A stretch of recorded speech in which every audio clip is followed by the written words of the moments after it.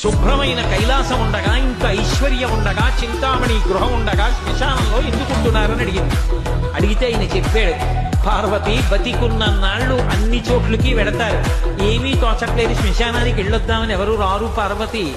నేనంతవాణ్ణంటాడు, పొడుగ్గా ఉన్నానంటాడు, చల్లగా ఉన్నానంటాడు, పండితుణ్ణంటాడు, పద్యాలు నాకు నోటికొచ్చంటాడు, ఉపన్యాసం చెప్పగలనంటాడు, నాకు పాటలొచ్చంటాడు, నేను నాట్యం చేస్తానంటాడు, నేను అధికారినంటాడు, నా దగ్గర డబ్బు ఉందంటాడు, నేను పాట పాడగలనంటాడు. ఇన్ని ఉన్నాయనుకున్న వాడిలోంచి ఊపిరి బయటికి వెళ్ళిపోయిన తరువాత వాడిని తీసుకెళ్లి 4 కొత్త కర్రల మీద పడుకోబెట్టి చాప చుట్టి తాడు కట్టి పైన నూలుబట్ట కప్పి తీసుకొచ్చి అన్నీ తీసేసి కర్రల మీద పడుకోబెట్టి కాల్చేస్తుంటే జీవుడు లేచి నిలబడి పుర్రె పగిలిపోయిన తరువాత కన్న కొడుకు కూడా స్నానం చేసి వెళ్ళిపోతుంటే చీకటి పడిపోయాక, అయ్య బాబోయ్ చుట్టూ ఉగ్రభూతాలు, నా వాళ్ళన్న వాళ్ళు లేరు, వీళ్ళని నమ్ముకున్నాను, ఒక్కడు లేడని ఏడుస్తుంటే నేనున్నాను రా అని చెప్పడానికి నేను కూడా లేకపోతే చచ్చిన వాడు 1000 మాటలు చచ్చిపోతారని అక్కడ ఉన్నాను పార్వతి.